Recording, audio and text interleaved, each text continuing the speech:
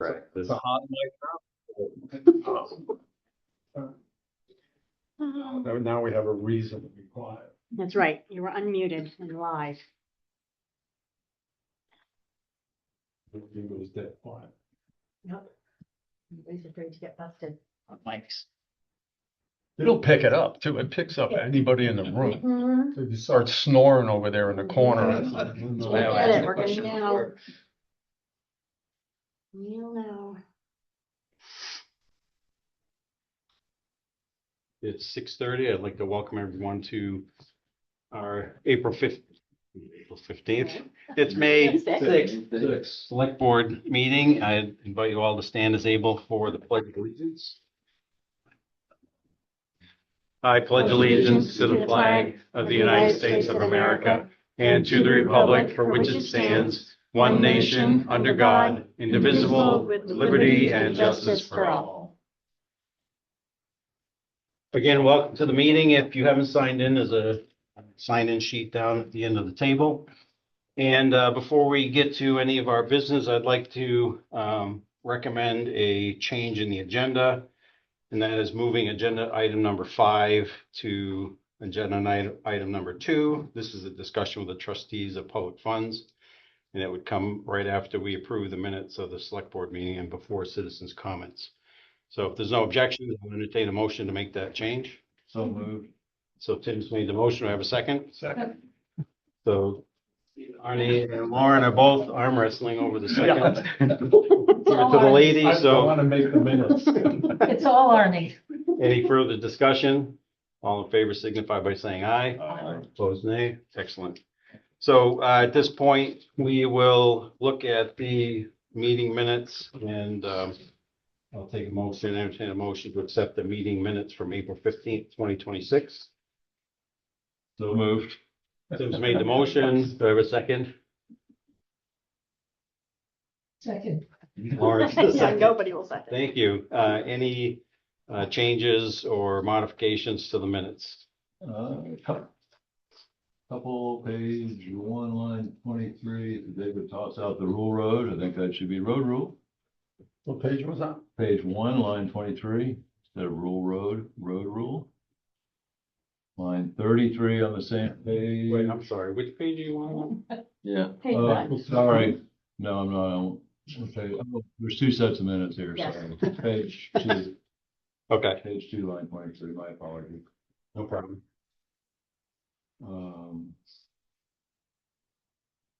So line 33 also on page 2. Opportunity to warn it and would prefer not to discuss it at this time, just as the time. The only things I have. Anyone else? No, I'm good.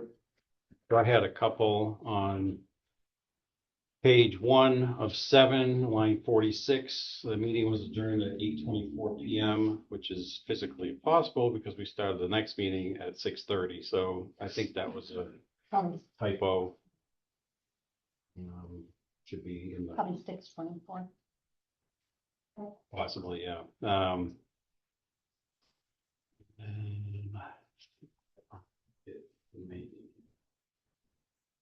think that was it. Anything else? All in favor of approving the minutes as amended, please signify by saying aye. Aye. Opposed, nay. Passed. Thank you. Second agenda item is discussion with the trustees of public funds. Cortland Pennell is here. Cortland, you want to say anything or how do you want to handle this? Well, I mean, you asked me to be here, but, I thought it would be a good idea for the Yeah, I trustees to know. present to the select board some of the new things that they have been working on with policies and grants and there you go. so, trustees of public funds have been around for a long time in the town of Chester. The trustees over the last 170 years have done a great job sort of shepherding through the donations that were made to those funds over the years. And there's it started to be professionally managed, I think about 15 or 20 years ago. And yeah, there's a fair amount of money in the account. And when I became a trustee last year, asked a lot of questions about, how are we using this money and how is this money available to community members because it is community's money. And, there wasn't a really good roadmap, I guess. And so we worked the last year to create sort of a mission statement around the trustees and what we really would like to do with those dollars.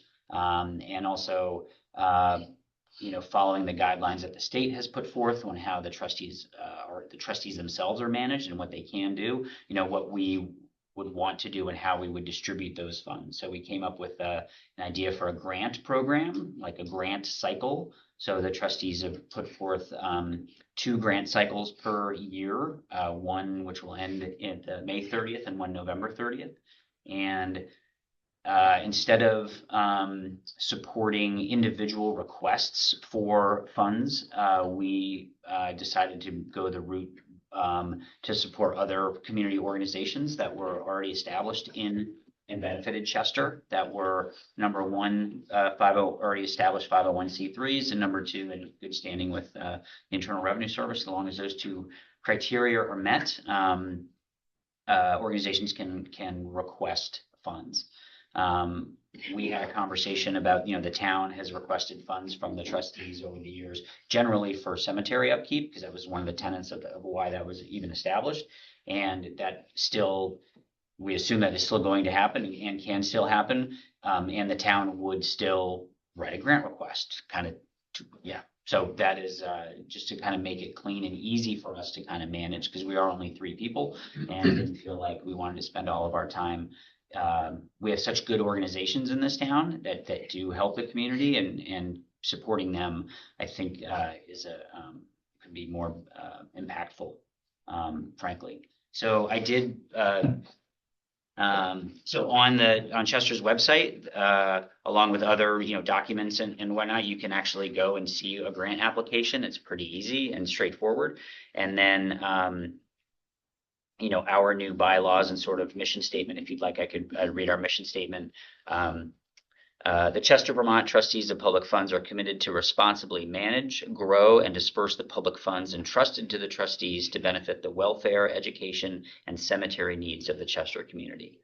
That was pretty implied for the last 150 years, but never really put on paper. So I think that was a great place for us to start. I had asked the Vermont Journal to do an article on what the trustees of what the public funds are and sort of how the trustees work. And they decided instead to do a sort of a press release about the grant applications, and that should be out today. I saw it's in today. Okay, so it was in today. So hopefully, we've had 2 requests so far from word of mouth. The Family Center and one other organization has asked for a donation or asked for a grant. But hopefully the journal article and just getting more community understanding of what is available. And we'll see how it goes. We've never done this before, but hopefully we'll be able to make a difference in some things. Any questions from the board? To assume that any 501c3 who applied would have to be located in Chester? We talked about that. I don't think the organization necessarily has to be located in Chester, but they need to have a part of what they're doing needs to benefit Chester residents. And so even if an organization, we'll use the Chester Andover Family Center, right?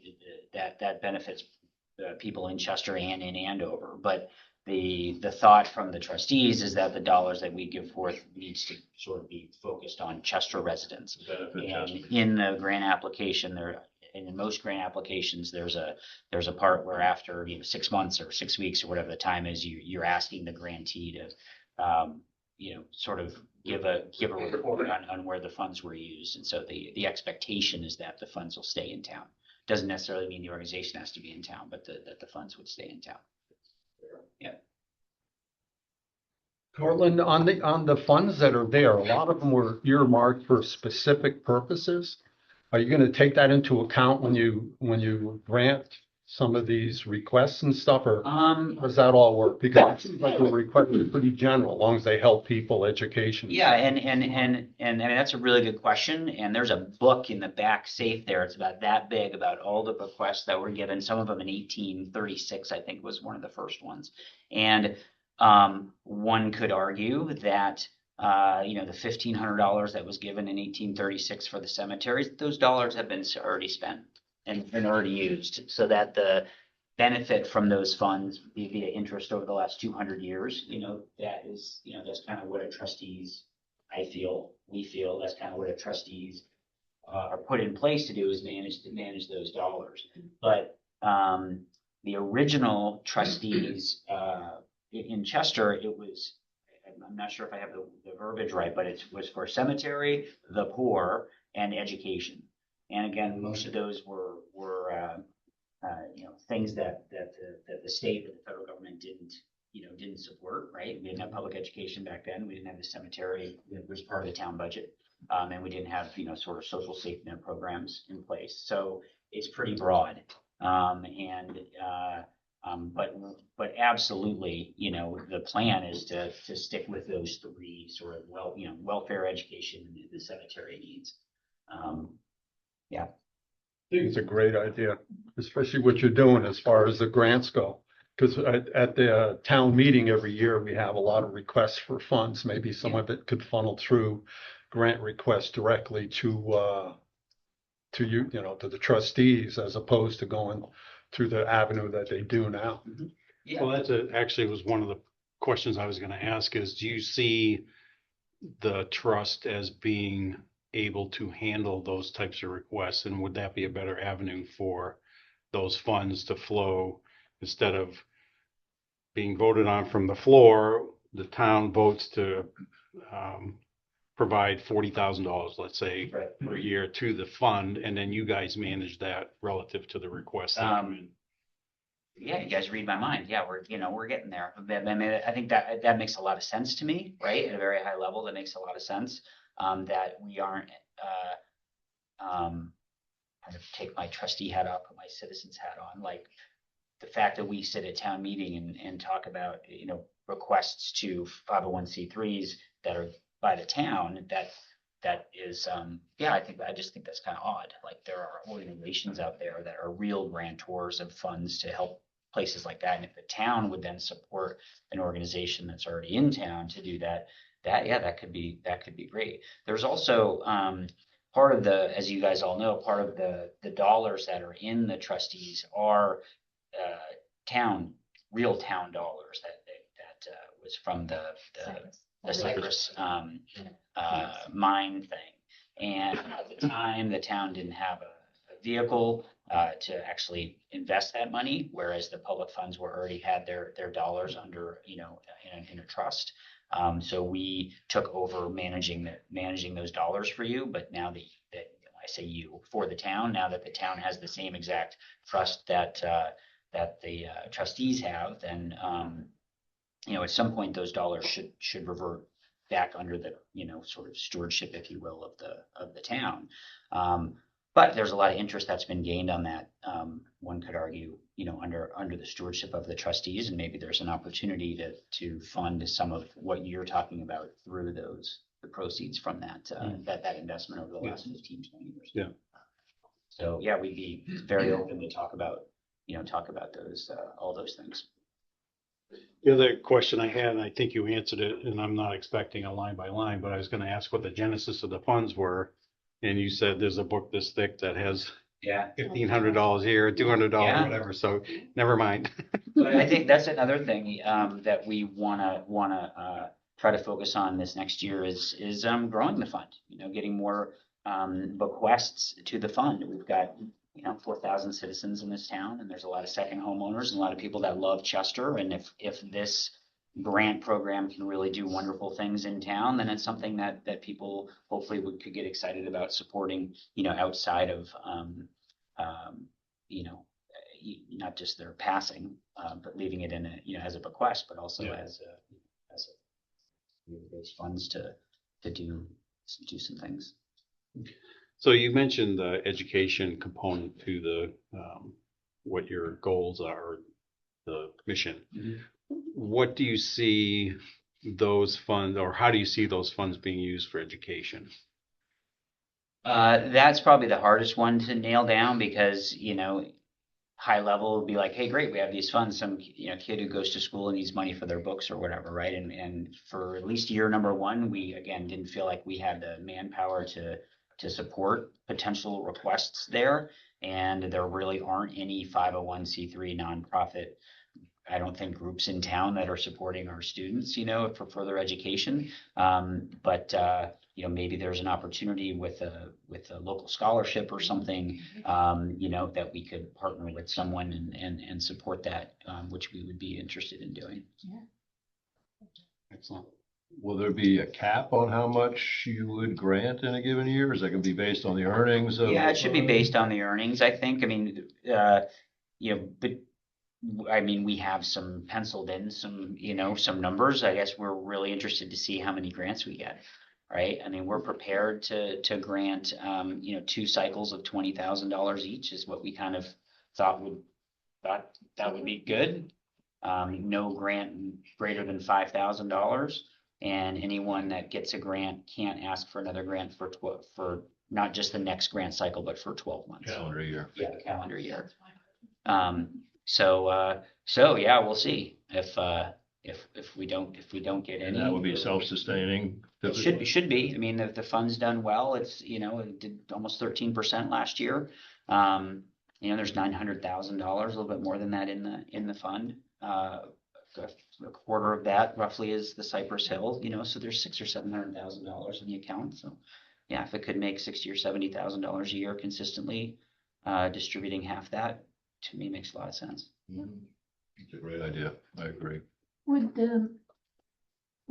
the trust consider doing scholarships maybe for graduates rather than going through a 501?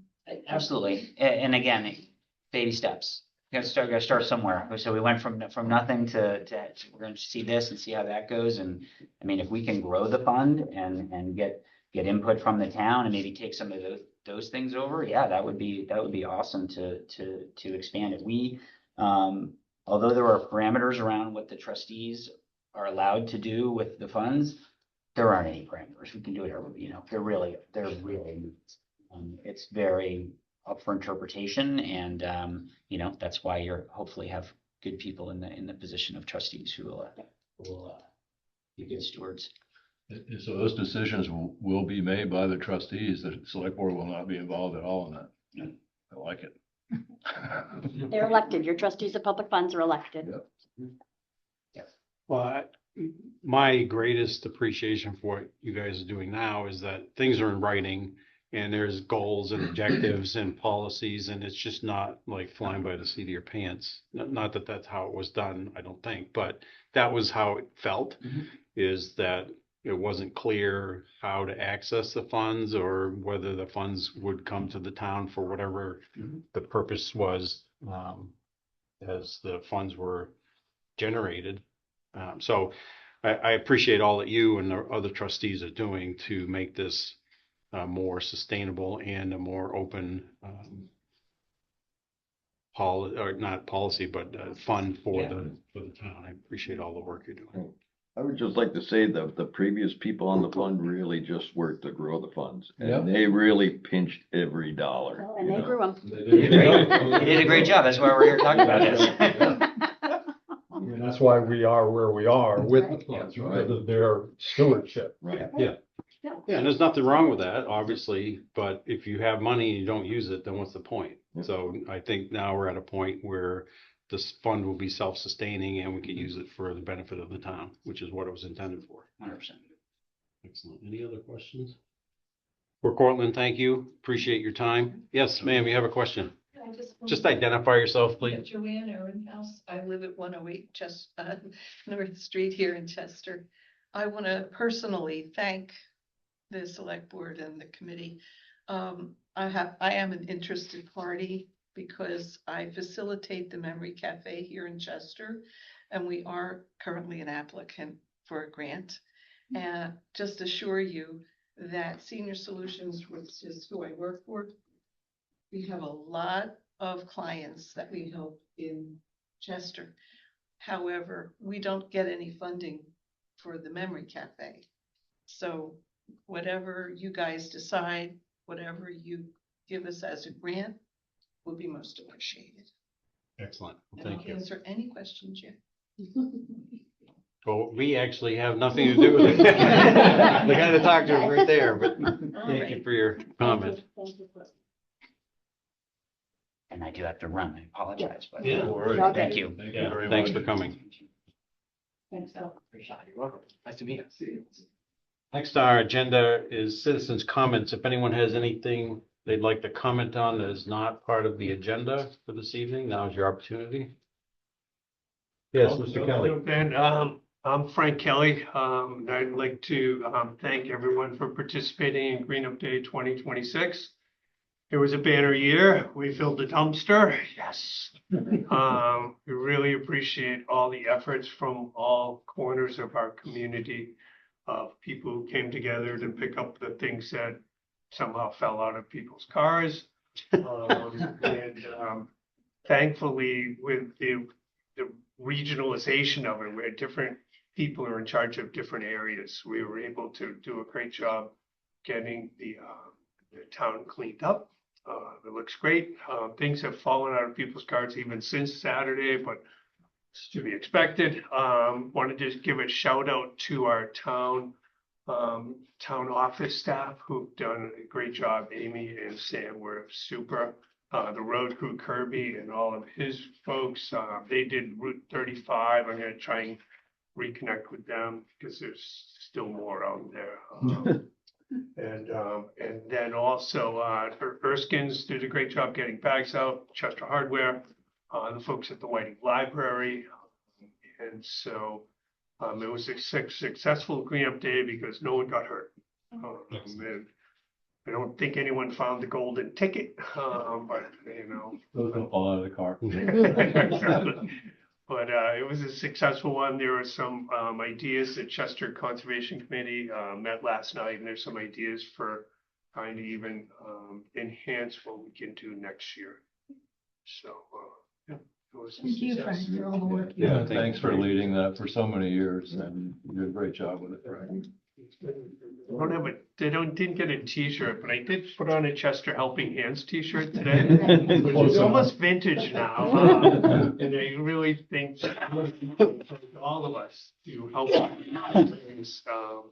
It's certainly something that makes a difference in our community, and the number of people who felt really good about doing things hard is really something, which, you know, goes above and beyond what Green Up Day is about, but it shows a lot about our community.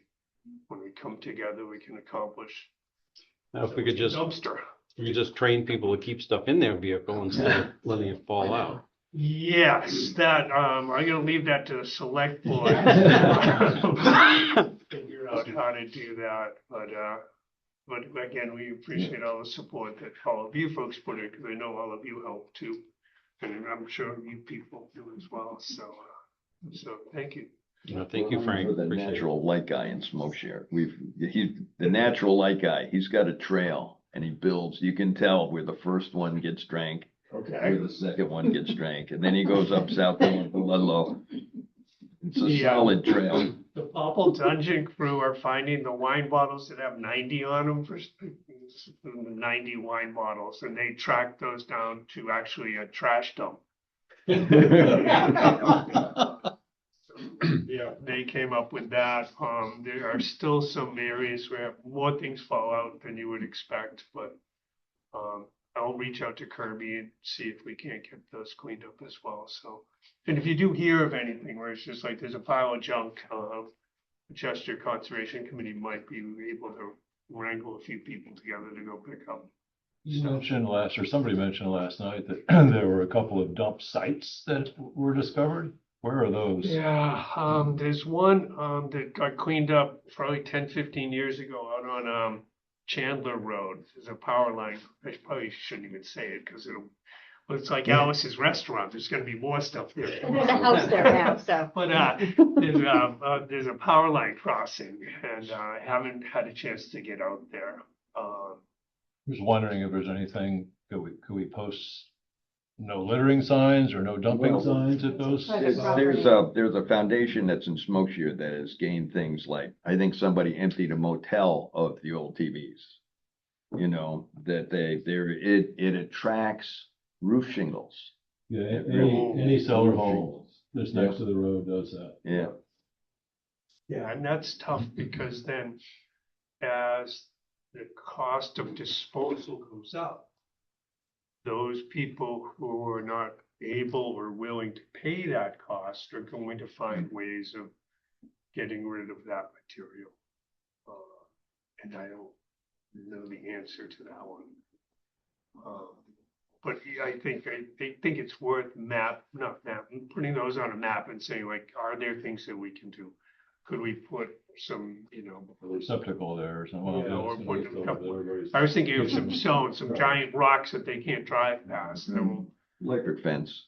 like they're just gonna go and find another area, which again is regrettable given, the economic straits that some people are in. Because if you don't have the money to go over to Springfield Recycling and pay, get 10 cents a pound or something like that. $5 a tire. That's this spring, somebody left 4 tires up on the road and it was great because somebody one year took a pickup truck and rolled the tires out of the truck into the river all the way down through there. And it took 2 of us the better part of 2 days to get them out of the river. Right. So when you leave a nice stack of tires by the river, by the road where you can pick it up, I really don't feel quite as bad. But yeah, I agree with you, Peter. Like if people could try not to be going for the Olympic distance record. That's right, yeah. How far they throw the material, that would be appreciated, but. Well, thank you, Frank. Appreciate it. Thank you all, and I'm gonna follow Cortland's lead. Okay. Have a good evening. Take care, Brian. Any other comments on anything that's not on the agenda? All right, next is old business. Julie, you want to help us out with that? I can. There's several things. I'll try to condense them down. So sewer project is underway. Green Mountain Turnpike section has been completed. Paving punch list items are left. First Avenue, gravity line on First Avenue is expected to be done the end of the month. Force main is actually anticipating starting June 1 on Depot, and pump station will be starting some of their stuff maybe that second week in June. So everything's lining up. Project should be completed end of July is the anticipation at this point. So they had a boring rig in last week. Do they have any trouble getting under the tracks? They did not have trouble getting under the tracks. They're a little shallow. So we're waiting on the rail engineer or Halleck, the contractor, is waiting on the rail engineer to give approval for what they did. So we're not anticipating there's going to be any issues, but the rail engineer has to So it'll sign be off. like 10 years? No. Yeah, at least. They're looking at it. Maybe- Different maybe division, 5. different division. One thing that we probably are, well, not probably, one thing we are looking at that I'll be bringing to you, because these 3 projects are all going to merge at some point, and we're going to have to, to be reimbursed on this program, you have to pay it and provide proof of payment via a canceled check. So there's a large sum of money here that we're going to have to start fronting. So there is a program, it's called a bond anticipation note. We don't typically do them, but that is available to us. It just helps your cash flow while you're doing the project. So we talked to M&T about that. Probably we won't need to borrow the whole project amount. We're doing the math to kind of figure out where we would be comfortable. And would be borrowed for a very short period of time. So more information will be coming on that, probably your May 20th meeting. So short period of time, meaning a couple of weeks, month, or? Probably a month, maybe 2. Yep. We're happy to announce the solar field purchase finally took place. We have a 3+ years. We are out to bid at this point for the inverter replacement project. That RFP is out with bids due May 27th. We wanted to get that project going as quickly as possible. I'm gonna skip around a little bit. So Finance Director Deb is now in place. She's been in place for a few weeks now. We're very pleased. We've had some great meetings with the auditors. We have had some great meetings with Nemrick, who is our accounting software. I have felt for a long time that there are probably things we can do with our accounting software that we were not aware of. There are. So reporting is going to be able to be changed significantly and a little easier than we had thought. So we'll be doing a financial update May 20th. Deb will be here. So we'll kind of be able to show you that new reporting, what we've worked out. And we're very excited about some of that. The all boards meeting, June 9th, 5 to 8:30. Just a reminder, all the boards will be getting together as we start kicking off the work for the town, as the planning commission starts kicking off the work for the town plan. So June 9th, it'll be upstairs. That is going to then be kind of the kickoff to this summer. We've talked about kind of doing a little deep dive into a good review of services that the town provides by department. That'll be at the meetings throughout the summer. We'll get those advertised well in advance. We're hoping to get some community engagement on that. And we'll be more to come on those things. That then, I'm not going to get too much into this because it's not a decision you need to make tonight. The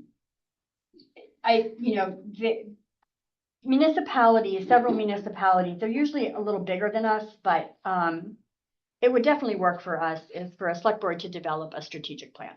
We've never done one. We kind of do it in the sense that when we started doing the board retreats, but this is something very specific, and it really would guide work throughout the year, kind of help keep everything on focus a little bit better. Towns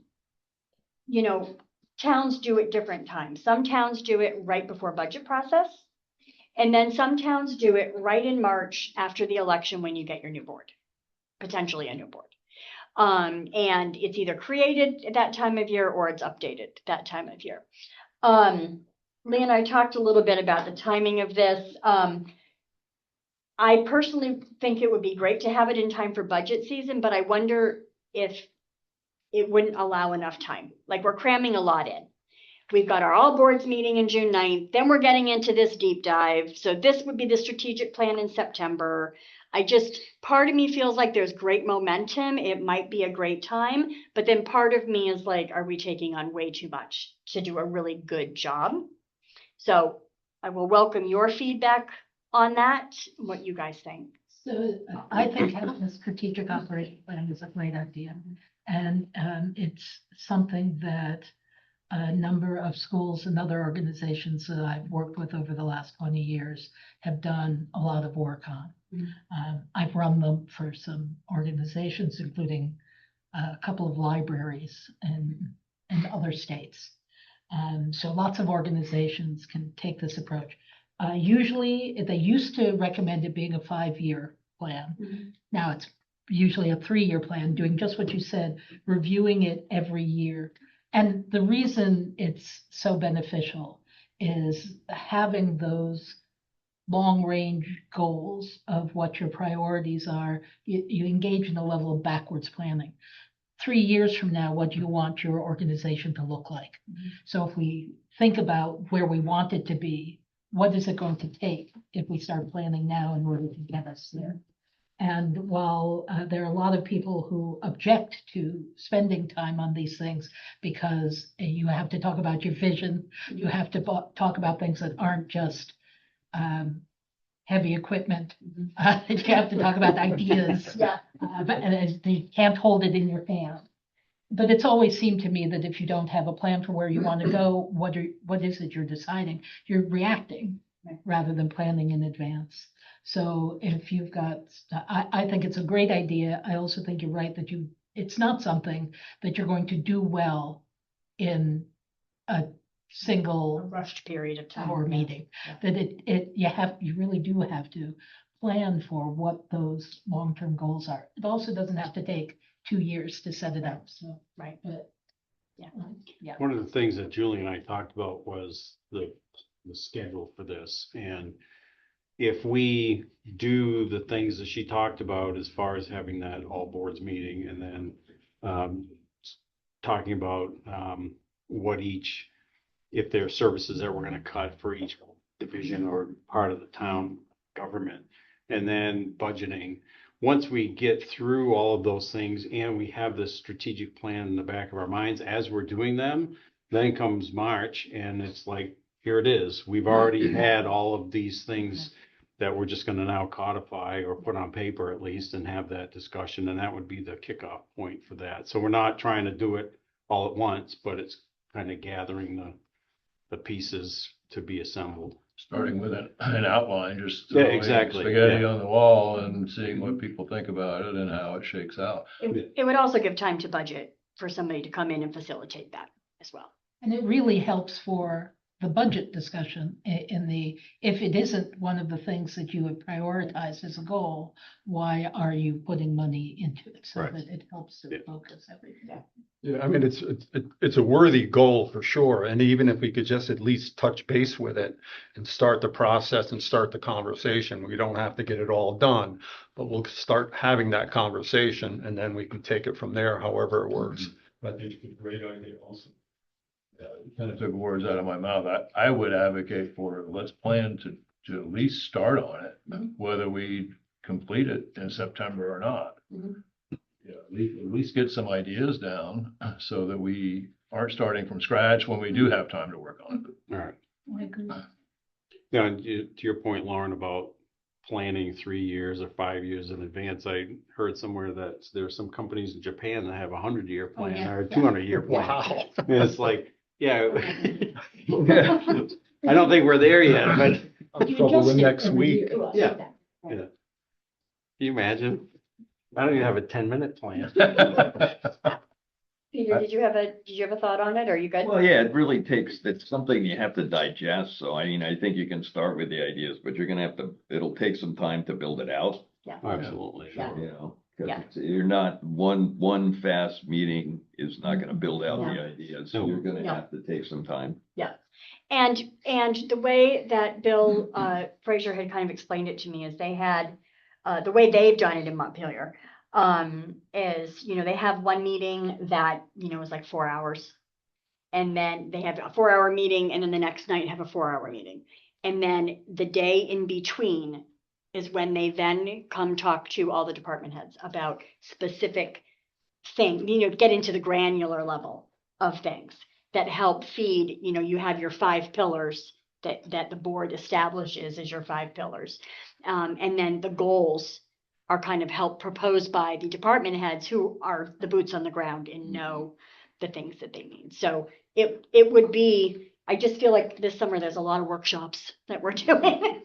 I don't know if we want to add another one in September, but it would be like Lisa, it's in the back of your mind, something to be thinking about. And we can maybe work on this beginning of next year, like really start putting it down at the beginning of next year. Does that make sense? Is that what everybody's thinking? Okay. Okay.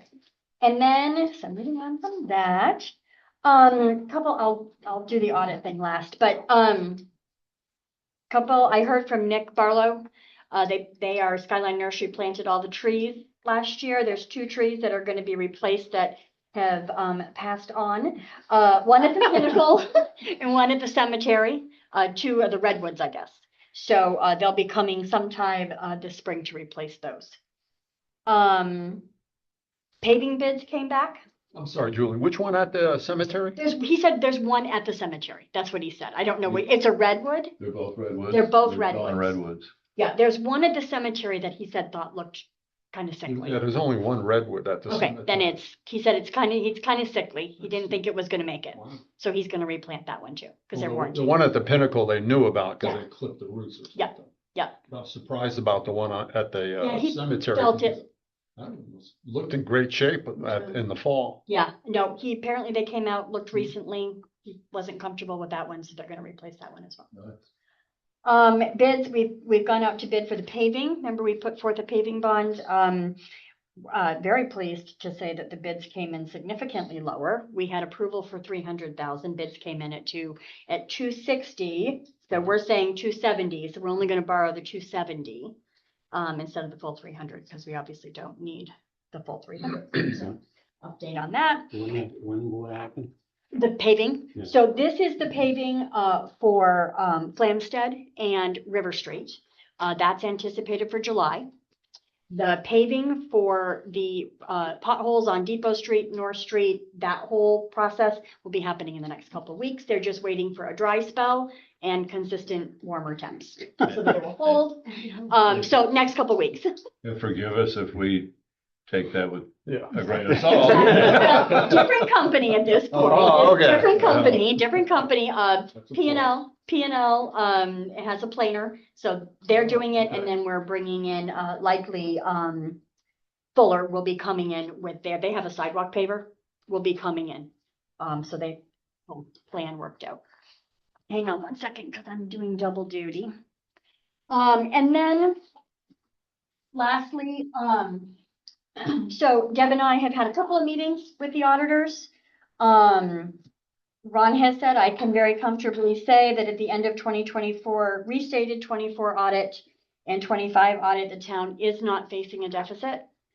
There were several issues related to, I shouldn't say issues. There were posting issues, I guess I should say, posting issues and how the education funding was being posted. So that stuff is being restated. It's being worked through now. We will probably have the audit at this point. I thought he had said we would have it at the beginning of this week. It'll probably be the middle of May. There's a few adjusting entries that Deb has found, and so her and our auditor are kind of working through some of those, making sure that we catch everything. So that at the end of 25, we know 100% we are very firm, very solid where we're at. And so taking the time to make sure that all of that is correct. But Ron has said with 100% certainty, the town is not in a deficit situation, which is excellent, great. excellent news. On that note, on June 17th, which is your second June select board meeting, at 5 o'clock, Ron is going to come he's been doing this for several towns the past couple of years. He will come, he will review the audit with the board and the public, but we'll also be doing kind of a financial workshop type thing, how to read your audit statement, because they're extremely confusing. So how to read your audit financials, what you should be looking at, what lines are your indicator that says we have a problem, we don't have a problem. And he wants people to provide ahead of time any questions that you have about financials, any of that ahead of time so that he can make the best use of your time. We felt that doing it ahead of the select board meeting would just allow more opportunity for questions, and to do a real kind of a real deep dive in how to read these financials, and for you guys to ask whatever questions you might have on the audit and all that's happened. So that'll be the 17th at 5, and I will get the audit to all of you as soon as we receive it. Okay, I think there was a lot of old business, but I think that's everything. Yeah, that's everything. Okay. Any other old business we need to discuss at this point? I had a quick conversation with the town forester on an email just because I had a question regarding the markings. Yeah. And she had said that they were going to be finishing the marking and sampling by early summer and then have the bids ready by early summer. Good.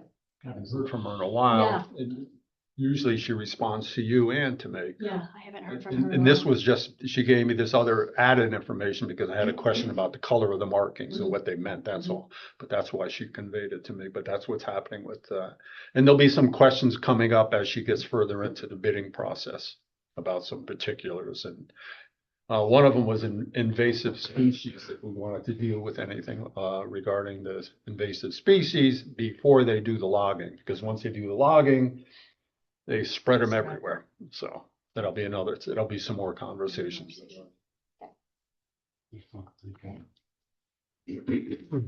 All right, moving along. Next we have Don and Tim from Green Mountain Power regarding upgrades to the power lines on Lover's Lane. I don't know who wants to take the take the helm at this point, but I think at this point I'll hand it over to Tim. Yeah, no, thank you.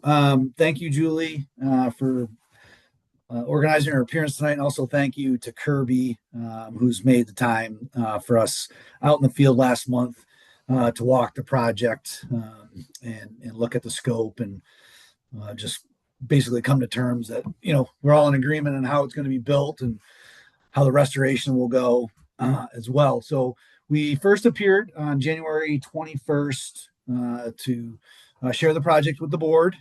Really, the essence of our request to the board is town right-of-way permit. So our request of the board is sort of a single sign-on permission to work in the road right-of-way. And then tandem to that, obviously, we're working with all of our customers along the way where we need any private easements to complement the town's permission. At that point, when we broke the meeting on the 21st, I believe, everyone was on board with the concept, with the proviso that we wait until spring when we had an opportunity to go out there with Kirby and take a more detailed look at the project.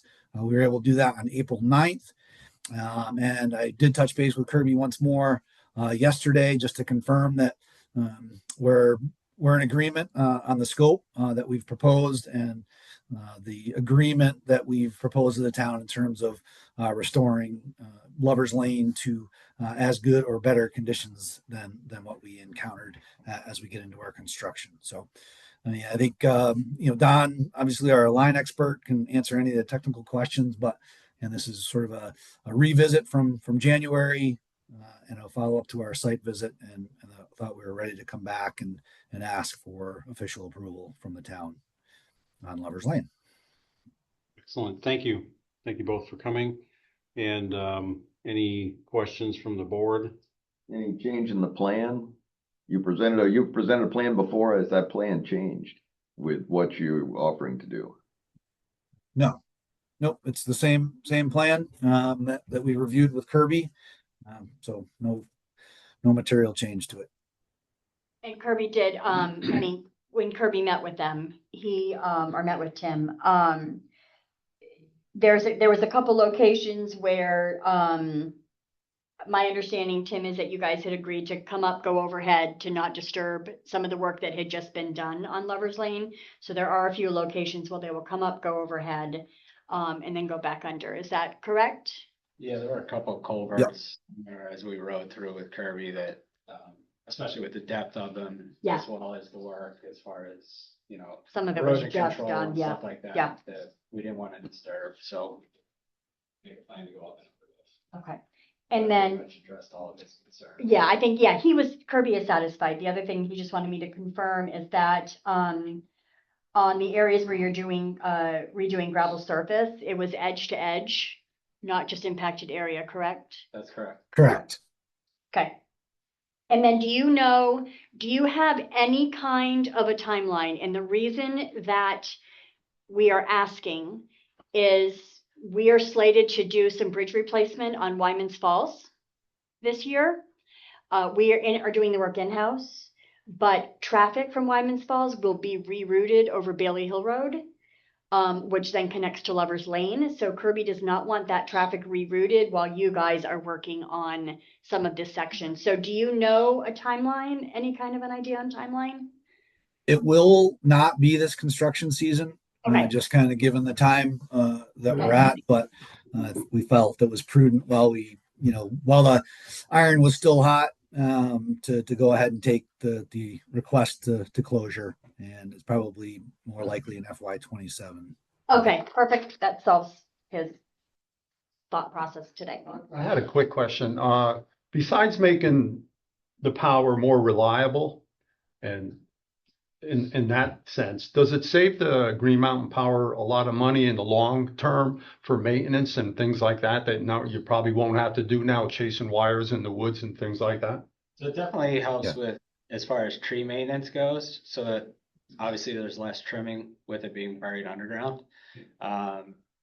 Also, as far as storm restoration and the safety of our customers, as well as the safety of the line workers that are out there doing that restoration, it's a lot safer product. last night, for instance, in the Brattleboro area, we had 2 brush fires We due had 2 to here in Chester.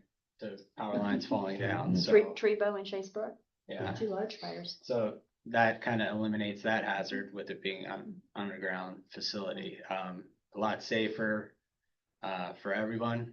And the other kind of question that we get a lot of times at select board meetings is as far as like if there's flooding in that area, how does that affect it? Everything's watertight.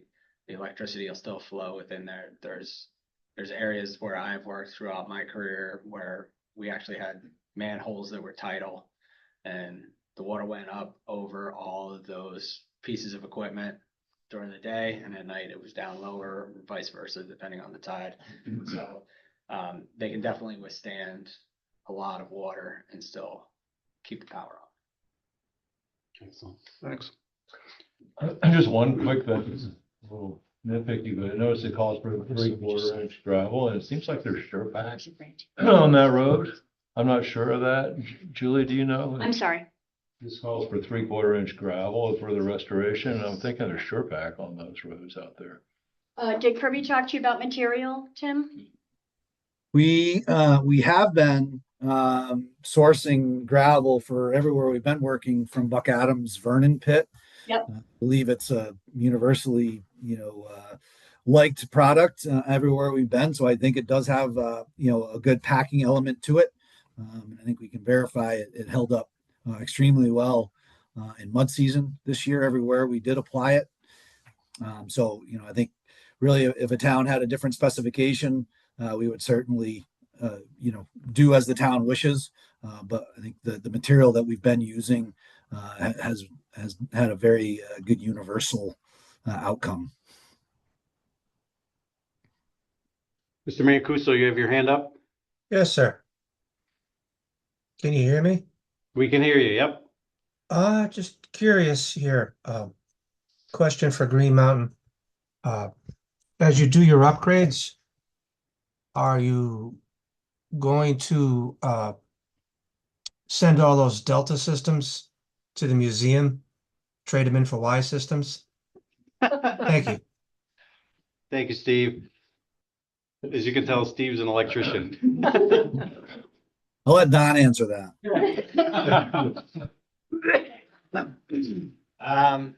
Yeah, I don't know what museum would actually take those. We can look into that.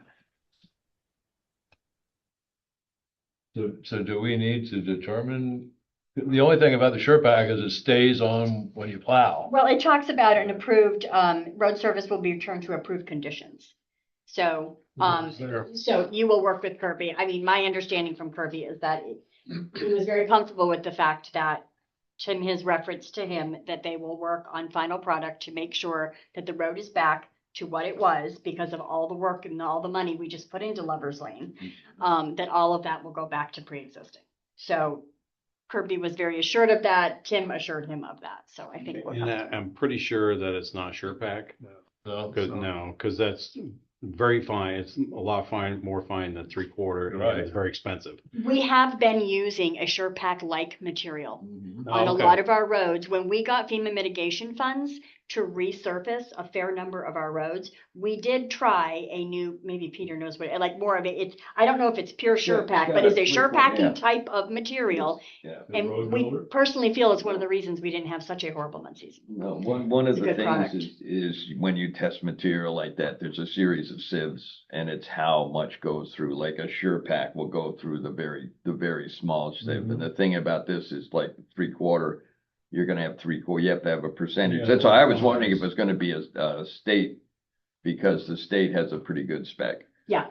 Whatever this new product is that Kirby's been using as we've resurfaced roads, is very popular. So as we are doing road work, Yeah. this is the product that he's using. So Tim, it may be something like what you were referring to. I'm not sure. So I'm just wondering if we should call out, or, I mean, this paragraph 4 includes the provision GOP to re-gravel roads of up to 3 inches of new 3/4 inch crushed gravel.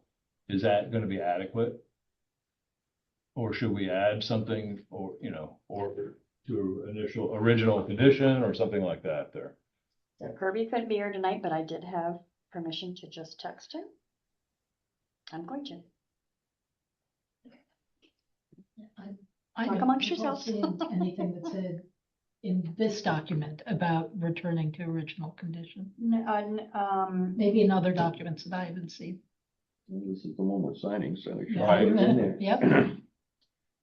I would agree. No, I think that's been a conversation. Yeah. Oh, sorry. Well, That's we're what's gonna- in we're writing gonna that sign we. it. I understood. Well, road surface must be returned to approved conditions consistent. That's with what I was standards talking about. described in Title 19. And once you get into that, that's, Yeah, I think we have some belt and suspenders in there in terms of just trying to give that assurance.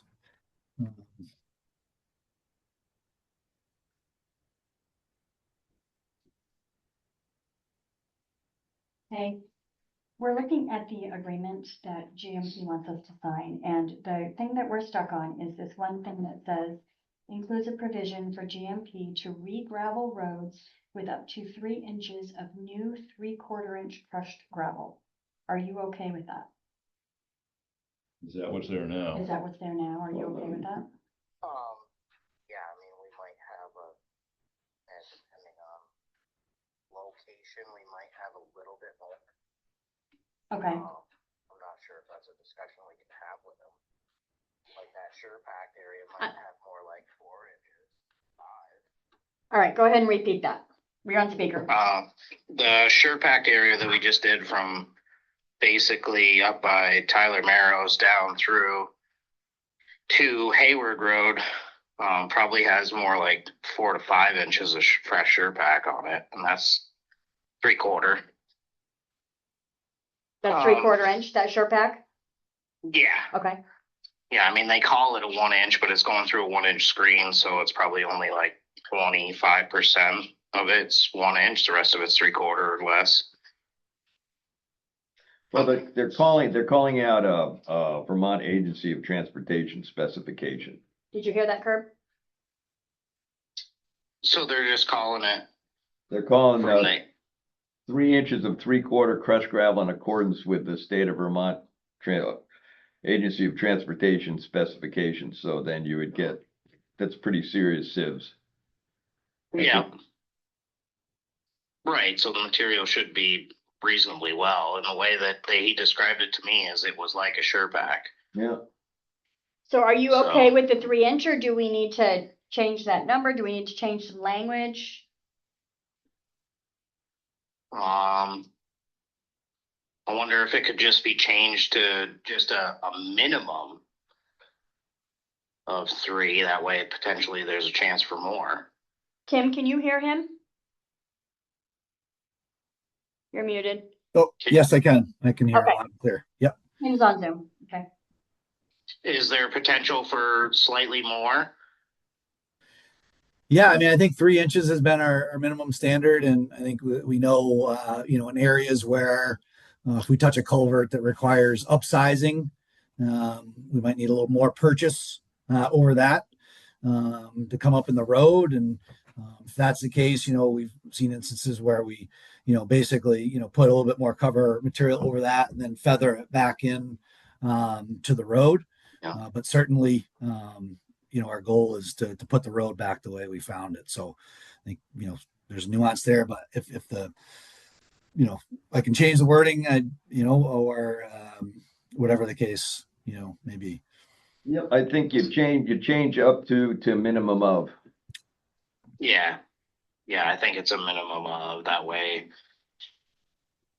We get into areas that have more. Like, I know, like that stuff that we just did, it's going to have more than 3 inches. And then Tim, can we also add, is it possible to add some language in for that just talks about kind of putting the road back to pre-existing condition? It's just a caveat. I mean, it's a cover for the town. So do we need to say something different than what's in point number 1? We could say that the road, it's going to be returned to pre-existing conditions. We could say that. The road service must be returned to pre-existing They're conditions, actually or stating more.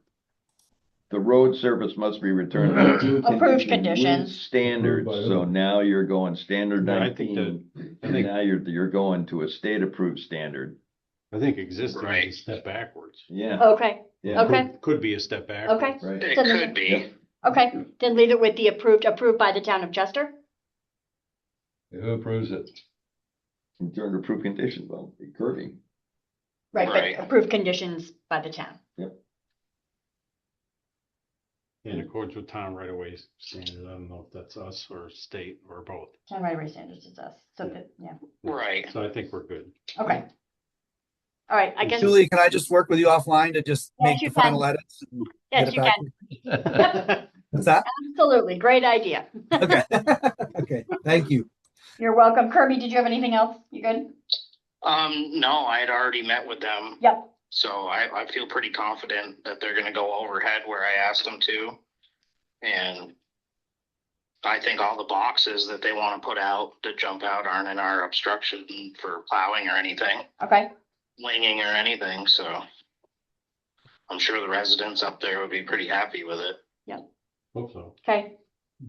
Perfect, thank you. Thank you, Kirby. Thanks, Oh, Barry. before we, is there, Oh, hang on, Curbs. Yep. oh, Was it just, or is the board gonna be able to approve it tonight, or do we need to edit and get back on a future meeting, or how do we navigate these, the sort of the wordsmithing that we need to do?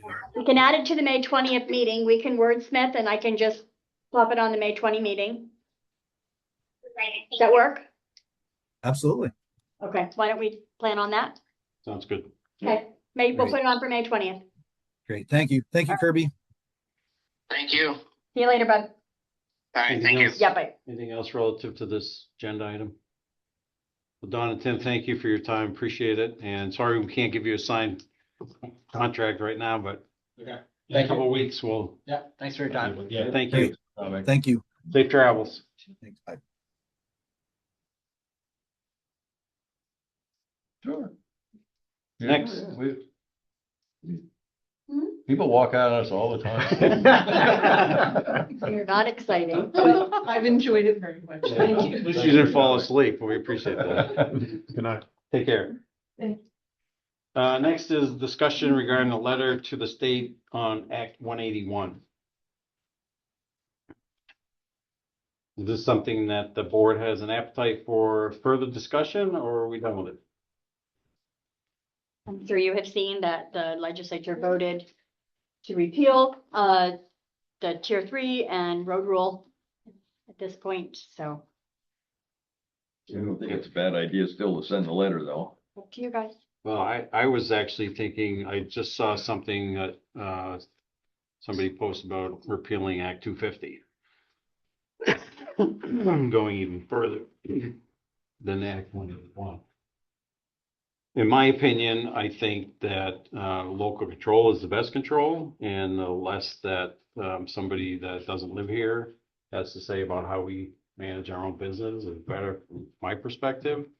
But I'm happy to listen to the board as far as where we want to go with this. I think it's kind of a moot point right now to send a letter regarding Act 181 unless it's to repeal the whole thing, which Which we don't really want We to don't do. really want to do, Because right. you want the tier Right. 1. Yeah, That's tier one. important for Yeah, us. that's a big benefit. to Yeah. us. Yeah, it's so important. in that instance, are we wanting to just put it out there that we're in favor of what's already been done, or is it not worth the effort? Even what's, to me. even what's done isn't set in stone yet. I mean, it's on a fast track and they were looking at it yesterday. They looked at it again Yeah. today. It's still in the process. So I mean, Coming up with the language for the it, repeal. it wouldn't hurt to have something that says, you know, we agree with the tier 3 and the road standard thing and stuff. But that part that helps the town because we have the zoning and for that Act 250, that makes a big difference for the town. Because if Act 250 kicks in at this level here, and if we get a project that has over 10 units or anything like that, it's going to add a lot of money and time to any project that we do. So it's kind of hard to hopefully maintain that little part of it and still lose the things that are hurting. And Act 250, I mean, it was started in the 1970. 1979, I think. 70, I think it was. Oh, was it that early? Yeah, that was that early because of the highways and stuff, and the Highways ski and areas ski were areas. getting popular, and IBM came to town and stuff. So it did its job, and it's changed. It changed a few times, and the last one was 2 years ago, and it takes effect at the end of this year. But I would love to see towns that have their own zoning, that have their own control, not have to deal with it at all. But how do how do you incorporate that into something that they're talking about that's helpful in one way for us and not helpful in another way? So it kind of makes it I hard. agree with that to a point, because there's science behind this, and it wasn't fully baked. And, I think Alex Weinhagen, I always want to call him Weingarten, Weinhagen did a nice job of, with the presentation that he did last month. And I came away from that feeling like the Land Use Review Board, that's the body he's on, right? Was he chair? Do I have that right? Was he the chair of that body? I think so. That they had their heads around what didn't work. And the part I struggle with just tossing the whole thing was that there are some really highly sensitive ecological places that I don't think we as a town have the scientific background to manage all that. Now, I also agree that the state hasn't done a good job of that. So what I was hoping would happen would be that Alex and his committee board would be able to really put the brakes on it and come back with some of the things that he was talking about. Now, I understand it's not a popular thing, and I get why it's not. But I think the science aspect of it is really important as well. I think, so as much as we all love to hate Act 250, and I know the town's got plenty of stories about it, it is responsible in a large part for the landscape that we enjoy in Vermont today. So, everything's got trade-offs. Yeah, it's a Gordian knot that we're trying to cut. And Yeah. I'm not sure that we're going to be able to do that from our perspective and what we can see, because we certainly can't see everything. However, based on what you just said, the science behind all of this stuff is something that is very subjective and can be subjective depending on how you're interpreting it. So while I understand that we do need to look at data, we need to collect data, we need to understand the data, we also don't necessarily want to put all our eggs in the science basket and say, oh yeah, the experts are going to deal No, with there this. needs to be common sense Yeah, aspect to it. exactly. And it's a conundrum, it really is. It is. And that's why I'm thinking that if we can draft a letter that we can send to our representatives at the state level and just say, let's get rid of the Act 181 Tier 3 and road rules, Right. then we've at least made a statement from our perspective, our place in the town, and representative of the citizens of the town, and hopefully they'll do the right thing. I can support that. Yep. I would agree. I have trouble with the idea of just throwing all of it away. I don't think that's. There's a good little plan. bit of hyperbole, but yeah. But sure, but there are some pieces Yep. in there that I think are sensible to have. And is to say that I would like to believe that our state committees and representatives are doing that careful sifting of science and common sense. But Seems a little knee jerk right now. I would like to believe that. I don't in fact believe it. So I'm hesitant to just say everything's wonderful. But I could support, and I think it's a good idea for us to weigh in and say what we do all, I think all agree on is that the Tier 3 and road rules As written, need to go away. Right. And that because it hasn't been done, I mean, they're saying they're doing it, but it hasn't been. it hasn't fully been. It's done. not complete yet, yeah. They also have a conversation about natural areas without defining natural areas. Yeah. So that leaves the door wide open. sensitive natural areas, and that's what they were supposed to map, and that was But they don't never even done. know what those areas are, and they don't have a definition of, never mind having a map Well, about. we have, if we went back through where the Windsor Minerals funds came from, and I haven't been down there to look, and it's on my agenda. But that was the first payment, and I believe that's just like an oil right. So we actually have a mining interest that's up there in the back in Chase Brook. If we go back through that, I think we'll find it. They never developed it. It's a beautiful deposit. But the thing is, tier 3 would lock us completely out of that. So that's talc and that cypress mineral thing, is that what you're talking about? That's what I'm talking about. Yeah. Yeah, there's school lease land that was up there, and there was a court battle that the town did in the 50s with the landowner that we had the mineral rights, and mineral rights were all pre-drilled. They drilled the whole thing and tested the whole thing, and if they hadn't found the piece that was in Cavendish, they were going to smoke shear.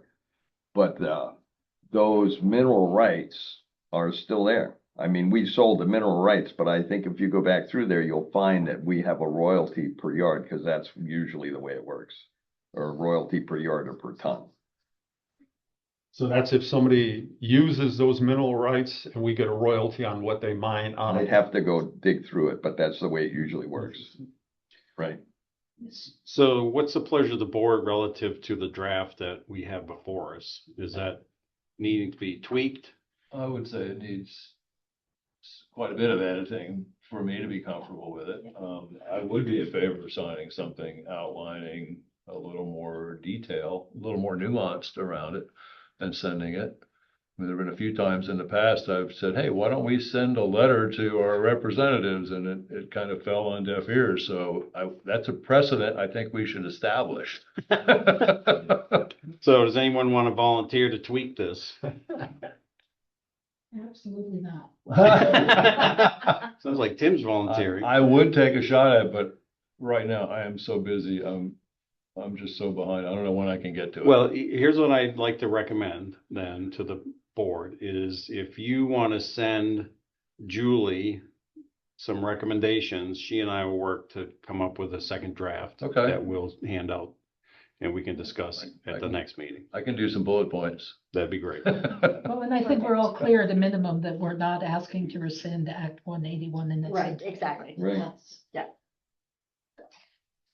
And as I understand it, just try to wrap this up. What it sounds like is about to happen is they're going to repeal tiers 2 and 3 completely, and that will revert to the existing Act 250. So I don't know, I mean, I guess there's some gain there, but. Oh, there's a lot of gain. I think in the tier 1 in housing, there's a ton of gain. Yeah. Oh, yeah, for sure. But I'm just saying that we're still going to be under Act 250 for any development under 10 acres. Over 10 acres. Sorry, any subdivisions with lots under 10 acres, right? Over. Lots over 10 acres? No. You can't, if the whole property that you start with It's is over over 10 10 acres. Correct, correct. So, that's not going to change. Just wanted to clarify that. Because the big thing about the whole, regardless of what they do here, it'll be just like Act 250 where they don't enforce it. Well, I agree. Yeah. well, They don't fund to enforce it. No, I mean, they you don't. look at what That's a happened problem. down here. We Yeah, signed a there's plenty of contract that. and the state was like, you can enforce Act 250 for us too. And it's like, really? the flip side is, the Julian Quarry mess, Act 250 is what saved it, right? We didn't have any jurisdiction over that. And it took them forever, but they eventually stepped in and shut it down. Well, one of the things we signed said we would enforce Act 250. But they didn't want us to do that, did they? We didn't want to do They that. didn't. There you go. We didn't. We They didn't don't want to do that. Well, I would encourage you to submit any comments to Julie and then we'll come up with a second draft list. Sounds good. Any other discussion on this particular agenda item? Myself what to do. Next is update on preliminary analysis and assessment of the Chester Reservoir. Anybody have any? So just a precursor to this, so there's no decisions you're making tonight. It's been so long to get this in my hands. This came in the other day. I just wanted to get it to you this is just kind of to start mulling in your brain. This is draft. It still has to go to the state Dam Safety Division for review. This will have changes. Because the dam safety is going to have changes, they always do. So there will be amendments to this. When we get those amendments and this gets redrafted, it's gonna come back to you. I will have somebody from Fuss O'Neill come talk to you about the alternatives, do a more in-depth discussion with you about your options, for you guys to make a decision on which alternative you want to move with, so. There's another alternative that they didn't speak of here that's been done as history is you just do a breach as wide as the spillway and you don't remove the whole dam. There are dams that are all through here that you look that were just breached and they're going for 100% removal or you're gonna go through this building and it's like, I can ask about it, Peter. yeah. So what is You only your, have to do a breach the size of their maximum spillway. You don't have to remove the whole dam. It just becomes a stream that way. Yeah. Well, you put a plaque up next to it, and then it becomes an historical site. You don't do it. So when you, just a clarification on what you just said, Peter. So basically, you're removing a section of the dam that's the width of what you need to control the flow, or it's the entire width of the? No, they're saying, if you read through this, they're saying you needed a maximum area for an overflow.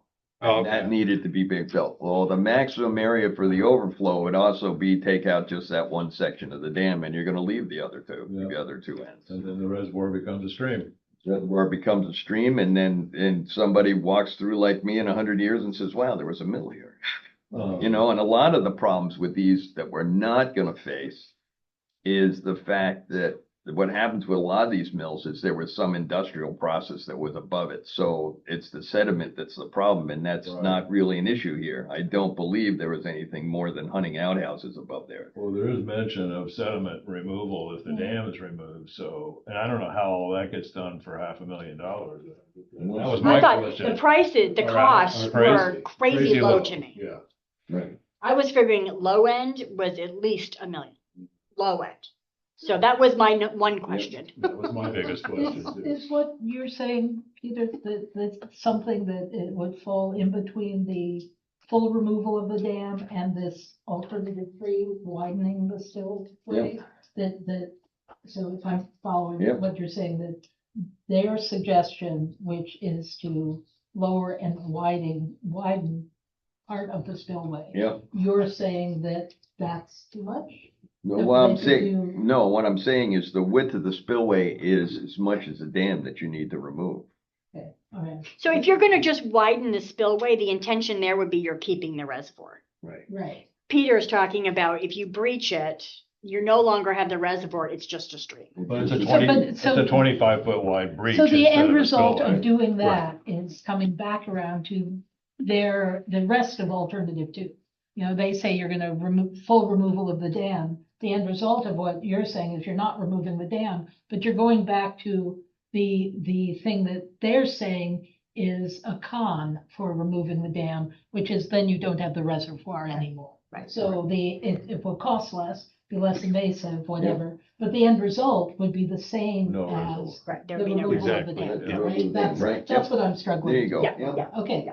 We're gonna cut a hole in the middle of it and leave the rest. Yeah, and so it'll cost, but it'll cost less, It'll but cost less. But you will lose the reservoir. you'll lose the reservoir. Right. But you- And that- when you have a spillway like that, if they make the spillway bigger and it's concrete, or if you just breach the dam, the width of the spillway, you're gonna have a spillway that's natural and maybe the erosion, or maybe there's some issues with how that works. Because now it's all directed in one little spot, Will just become a brook again. I guess, You but. take it down to the bottom of the reservoir. Well, it's gonna end up in one spot anyway. If you look the way that most dams are built, what happens is you actually go and build, the control structure is probably in one of the higher points of the dam. There's probably bedrock underneath there, and that's about as far as you're gonna get. But It seemed to me that part of the decision, regardless of which one of these many alternatives or other alternatives, is do we as a town want to keep the reservoir, Right, don't we? Yeah, And if we yeah. don't want to, then we can argue about what the cheapest way is to get rid of it. It's really If we gonna be do your want to, concept. then we're arguing about what the cheapest way is to keep it. Right. But that's a, yes, that's a toggle switch And that's- before we get to that's a any of the public rest of it. discussion. Yeah, I That's a think so. public Right. discussion. Because I certainly don't know what the town of Chester wants about keeping or not keeping the Right. reservoir. And that was part of the conversation that we need to have is get public comment. Do we want to keep this reservoir for recreational purposes? And if so, are we willing to pay for it? Right. Because And is there grant money to help us pay for it? No, there will not be grant money No, available. except for The removal. only thing they give grant money for now is dam removals. Yeah. Interesting. Those fish have all those rights. Yeah, So- the fish have rights. so that's the question, that's the question that we're gonna have to answer at some point. Mr. Lindsay? Yeah, after that question was answered, because,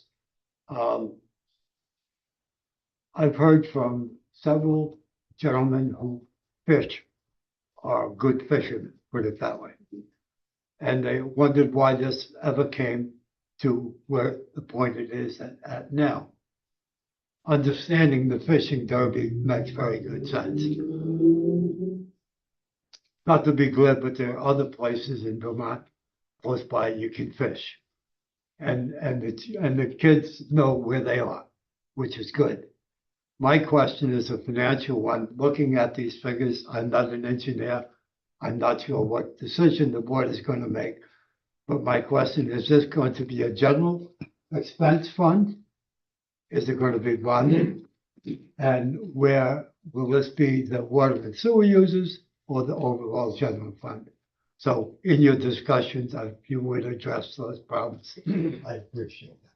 Well, thank you, Bill. Thank you so much. And I think the point is that we're not necessarily gonna discuss it a whole lot more tonight Correct. because we don't have the final document, we don't have the final numbers, blah, blah. Right. But that being said, I think that's a good point. Yeah. Those are I good. mean, I think those, if you're going to ask the public to, they also need to know where you're coming from. You know, on that note, and Lee touched on this too, getting public opinion is always a challenge for this board, or for any board in town. And if we get to the point where we're going to be making a removal or not removal decision, I would advocate for spending some serious energy on public outreach. Well, as normally happens, Maybe. the wind of this, 10 minutes before we start making the decision. Everybody shows up. Everybody shows up. Yeah. Which is fine. I mean, But I'd that's, like to avoid that Yeah, as much as we but can. it would be nice to get some feedback from the community well in advance. So here's your notice, to anybody who's listening. Or Tell your friends and neighbors. You can have a town vote. Yeah, or it could be a town Put vote it to too. vote. I think And that's a and great it idea. it may have to be if it's if it's bond. a lot of money, Yeah. or bond or whatever. Yeah. But we'll have to make a decision what are we gonna put on the ballot for the bond? Is it gonna be removal? Is it gonna be Right. lower the Well, spill? the thing is, And that's- so you're about to have a logging project up there that's gonna take in considerable acres. There should be some revenue from that. That's all right up there around the same piece. It could also be, that's the contribution to whatever we do to the dam. And that opens up the conversation. Who pays for anything that happens at the dam? Who gets the proceeds from the town forest and all the land? Is it water and sewer users? Because they're the ones that are paying for the upkeep of everything that's going on in the system. Historically, when we have forested that land, it goes to water. So and then how does that? How do they work If you together? start doing that, then the trouble ends up that it's their dam. And maybe that's it. I don't know. Oh, well, we gotta put on a different hat, then we can't even talk about this. There's more to come. And I am having conversations about are there ways too, because it's a recreation site. Are there ways to find some grant funds that would help? Like I'm kind of nuancing some of those conversations, but. Yeah, try not to be sentimental because we all have great memories, or many of us have great memories of that reservoir. You know, when my little guy was that big, we were up there fishing with the derby. Absolutely. So So more to come on it'll this. be a tough one. All right. Next on the agenda is to adopt the Code of Ethics Investigation and Enforcement Ordinance. You should have gotten a copy of that. Anybody have any comments? Well, this and the next item kind of go together, right? They do. They're two different, the ethics ordinance is more external. The conflict of interest policy is more internal, conducts the behavior of the board. The ethics ordinance is something that we're required to have. What is before you is the model that most municipalities are adopting because it complies with all of the ethics laws that passed a couple of years ago. The ethics ordinance is just kind of, what happens if somebody wants to file an ethics complaint against you as a board member. So it's an action that the public can take against any municipal official. Any municipal. Correct. The one question that I had about where they talk about the designated complaint recipient. Now, we talked about that as being the town manager, and then there's a process in case the complaints And then against me, town correct. manager, which would go to the Board chair. Correct. board chair. Is there an option of somebody that's outside of government to be that person? There is, but it's not, it's not recommended. It's not recommended, and the reason? Because that person is doing investigations, and there have been towns that have run into issues where you have somebody that is not familiar with municipal government in any way, shape, or form, conducting investigations that were not thoroughly completed. So most municipal attorneys are recommending that it be somebody within the municipal government organization. And It that's- tends to be falling to town managers or select board chairs. Is typically where it's falling. Doesn't have to, but it's not recommended that it be somebody outside for that simple For that reason. reason. That's just the advice I was giving because I was trying to Yeah. pawn off the responsibility to somebody else. Well, when I think about an impartial person, I would think someone Correct. that's outside of the atmosphere of Correct. being, in town government or working for the town or whatever. Yeah. But I understand that there could be reasons to go the other way too. That's just what I've been told. Any other comments, questions, concerns? It all seems pretty clear to me. So the agenda item is to adopt this tonight. Yeah, so I'll entertain a motion. Well, but you don't have to. I know, But I know, if you but- wanted to discuss and it wasn't warned as adopt, then you wouldn't have been able No, to. no, I get that. I'm just thinking that, Well, I will make a motion that we adopt. the Warren Code made the of motion. Ethics, Investigation and enforcement. ordinance. All right, I'll second it. Here's a second. Any further discussion? And that's for the first one for the code. That's the first one. Code of Ethics, Investigation, and Enforcement. Is there a place where you have to write down who these designated people are? Is there a location that goes?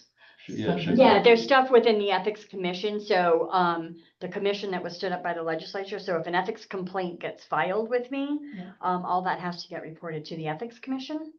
And there's forms that you have to use that they have designated. I meant, is there a form somewhere where we are saying, and our designated person is right. the town Should that be manager? called out in Is- this? I is thought that it was. something that- Thought it was. Well, Is so- it? I didn't see it. Are you asking for a name or just the title? No, Title would be the position. right, Okay. The town. I thought it was the town in here. manager and the board chair. Is it in there? And maybe I just didn't see it.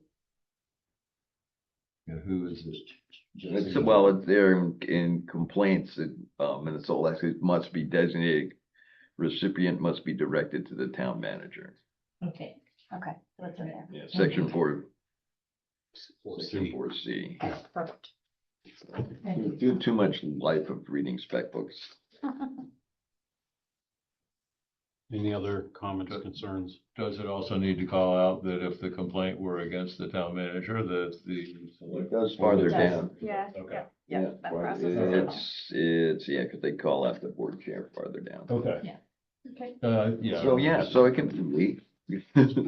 For now, It's against me, it's gonna be you. For now it is. And this is an ordinance, so 60 days. I have to publish and advertise that this has been adopted. Yeah. There's a 60-day right of appeal before it becomes effective. So, Any further discussion? If not, I'll ask for a voice vote. All in favor of adopting this Code of Ethics Investigation Enforcement Ordinance, please signify by saying aye. Aye. Opposed, nay. Excellent, thank you. And it will be coming around for your signature.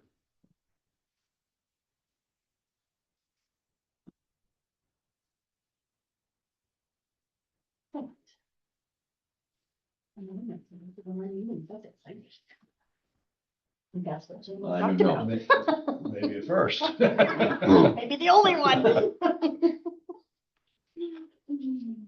May never happen again.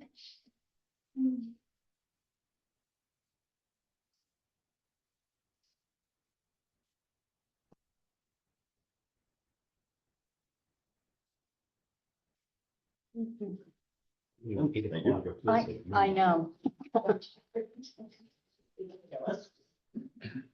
It's the age thing.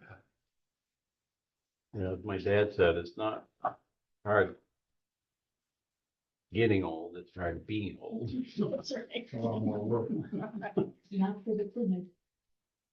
All right, next is adopt conflict of interest policy. You should have a draft copy or a copy of this. I did make one recommendation to Julie on page 2, Article 5B, that we insert the word other before or between the words any and town, because otherwise we are prohibited from serving on our own board. That has been changed on the version that, on the signature version. Signed tonight. Well, in some respects, this is really good, but it's, I mean, right now, we're lucky because we have Hugh who actually communicates between the two boards, but for years, they were in two completely different worlds. And the thing is, the way this is set up, without having, I would say, an active zoning administrator who is attending both, they don't communicate. You mean the DRB and the planning commission? Yeah. It's got, you've set it up so they, nobody we had Harry Goodell when we first did the DRB, and Harry Goodell was on both, so there was kind of a communication and to review things. And the way this is set up, it's like a government where neither side speaks to each other except in court. No, and it's like, and who knows what they say, they kind of pull. So, I mean, it works with what we have right now. There are times in the past that it would not have worked as well. Well, I guess this being a policy, I don't know that we need to fix it for this, but that's a good point, Peter, that there needs to be clear and adequate communication between all the boards. Right. And so, this isn't going to fix that, but that's something that we as a board and town managers should make sure that doesn't happen, or have a tendency to happen. Well, and we've talked about, you're gonna have this all board meeting, but continuing that annually. Right. And then maybe every quarter or every 6 months, whatever you guys want, having the chairs of each or a representative from each of those committees giving an update to the board directly at a select board meeting, and that'll help a little bit too, I think, Peter, for what you're. Can become part of your strategic operating. Yes, it can. Yeah. When I was on the planning board, I tried to, when we changed things, to bring it to the DRB and get their opinion from it, but you're not required to do that. Right. So any other comments, concerns, questions regarding the conflict of interest policy? No, that's okay to me. Yep.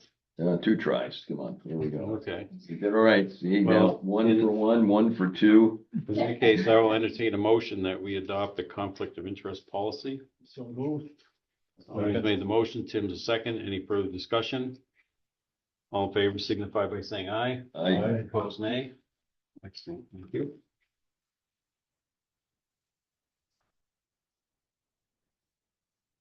I think we just set some kind of record. I think we did. You're gonna do it for 3?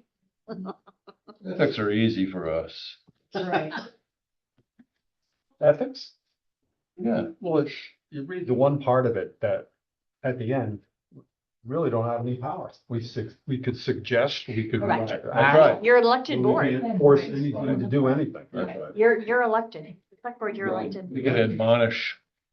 Admonish each other, that's about it. You need a bad boy. You're an agenda, we're all gonna admonish each other for one meeting. I Do the shaming thing. Shaming Cut session. your salary. Or if you did the warrants, they got. Agenda item, shaming. What'd you say? Cut the Cut the Cut salary. the salary. Actually, I was thinking that, Fines. no, I was thinking that I'd like to get rid of it because it's another W-2 I gotta deal with. For the amount of money we get paid, You are welcome to donate it back to the town. Yeah. I still get a W-2. That's the problem. Speak for yourself, Tax Chris. write-off with a That's the only reason I'm here is for the money.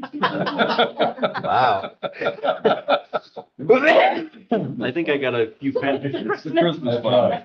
Tim, I think I got a couple of quarters in my car. After I'm done, dig them out. I'd like to hire you for a day or two for $10. Next on the agenda is adopt a fee schedule, and we have a document in front of you that has all the fees for the various permits, etc. This is the first time we've done a fee schedule where we put everything into one, just trying to be a little more, clear about what fees are. Usually you have to go to 15 different places. Well, that's great to have it all together. Yeah, it's just one fee schedule, easy. I'm surprised how cheap it is to get buried. So I will. Tobacco.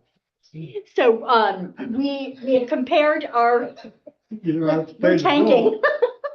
It's 8:04, we're You're getting tanking. punchy already. You pick your own grave here. You can do that. Bury both my mother and father. There you go. You can get permission to bury on your own. I can dig my own grave? You You can have to get dig it. special Yeah, permission. yeah, You have to do it How before am you I die. gonna dig it? If I'm dead? I don't know. We dug it for my father and my mother. Oh, That was. oh. Bury on your own. He's talking about your own personal burial. Your own On your- personal. Timing is everything, aren't Could I have control back? What I was going to say is that I'm sorry. we have, it's 8:04 on a Wednesday night. Yeah. We're all old. We've compared these prices, these fees, because we haven't looked at their fee schedule since 2021. And so we compared these with other towns in our region, in our portion of the state, to make sure that we're in line, not charging a lot more. And we are either at or slightly below with all of these fees, just so you guys know. When's the last time they were adjusted? We did some in 2021. The bulk of them was 2019. So it's been a while. Don't we have an overweight permit for town roads? We have an overweight permit for town roads. Yeah. Isn't it on here? No, you just have a highway access permit. I think it might be under. Overweight permits It's on under police. police. It's actually a police permit. Big bucks. Police permit. $10. $10. $10. I might raise that up. They cost a lot more than $10. I don't think so. I mean, $10 won't even cover the paperwork. Right? It's up to you. Hmm. It's up to you guys. How often do we issue them? We issue several a year, usually this time of year. Yeah, you have to think about it. Your roads are posted for 24,000. A 10-wheeler empty weighs more than 24,000. We should be collecting a lot of $10. So we need to put a toll gate up somewhere. There you go. Yeah, that seems low to me. Recommendation? If somebody's regularly 12? using the road, How about if we double it? Tom? well, I was thinking of 50, but hey. I was thinking 50. That was a number I had in my head, but I don't know if that makes sense or not. I don't know. You said Well, other other towns are towns, charging yeah. 10? It's kind of uniform. Yeah. So, Yeah. so what does it involve for overweight permit? We gotta issue the permit and then what? It comes in, the permit comes already completed, filled out, comes onto my desk, I put my signature on it, gets mailed back. That's what happens. So We that's don't it. fill out anything. So- No, And It's the a police signature. department's not responsible for no. monitoring or any of that No. stuff. So No. for $10, it takes Julie 30 seconds Yeah. maybe if she Yeah. writes That's slow. no big Maybe deal. that's. Depends you on how valuable my signature is. Well, it depends on what you're writing on. If it's a check for $1 million, then It's it's. worth at least $10. Well, the question is, we talked about the police were gonna get certified to weigh. Did that kind of disappear? What are they certified to do? They were gonna get scales and we were Yep. gonna be able to Yep, charge we them. did, I need to get back to you on that. We do have them from DMV, I think, no, I know, Noah is certified in those. Where we are at that, it's all coming back to me. The traffic ordinance, we have to update our traffic ordinance, Yeah. which is with Jim Carroll. with a Oh, whole well, slew of there other it things, goes. which I have reminded him about. We have to update the traffic ordinance before we can actually enforce that. Okay. All coming back to me now. How often do we do police details? How often does that happen?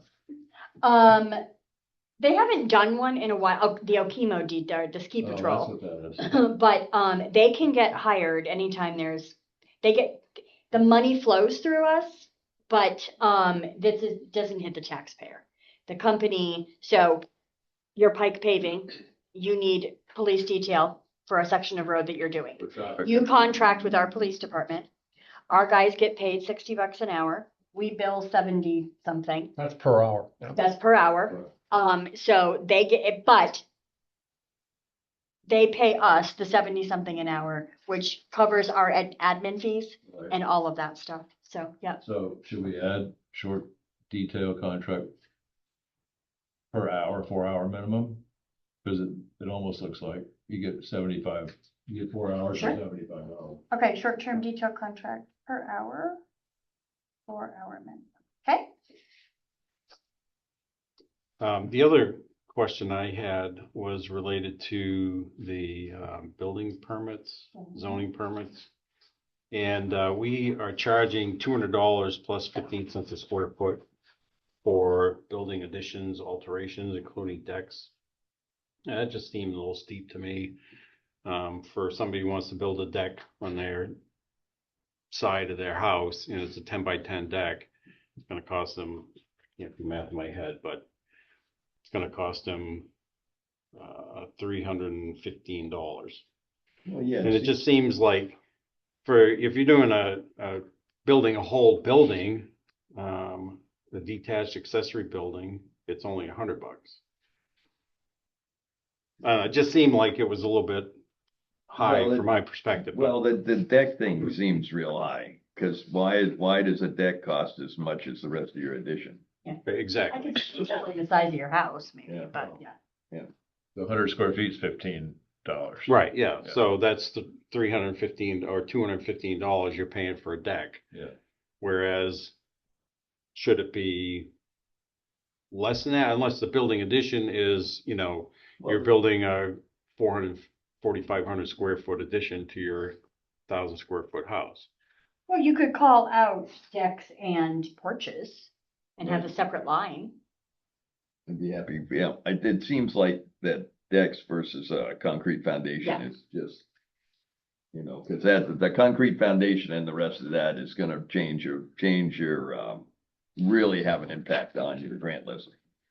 So why don't you say building additions, alterations, 200, and then you have a line that's decks and porches. Yeah.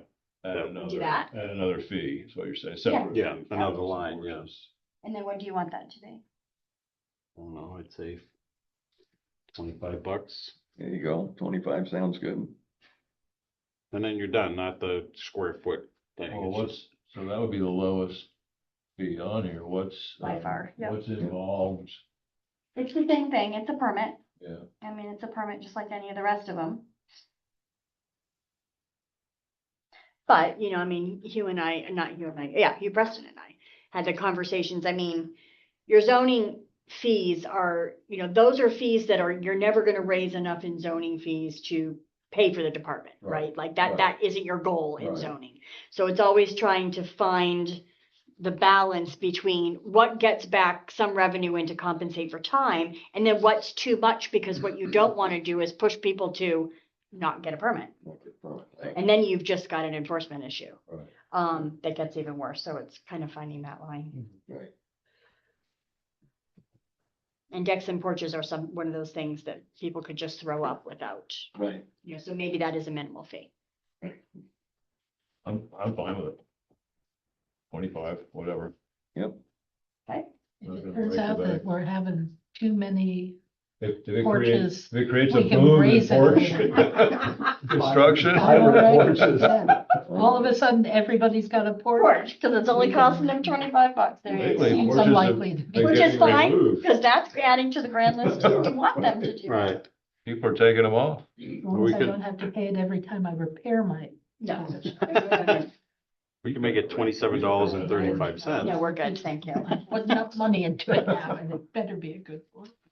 All right, any other thoughts on this fee schedule? Are we comfortable with approving this with the changes that we've suggested? Sure, I'll make that motion. All right, so Tim has made a motion to approve the fee schedule. I have a second. So Lauren's a second. Any further discussion?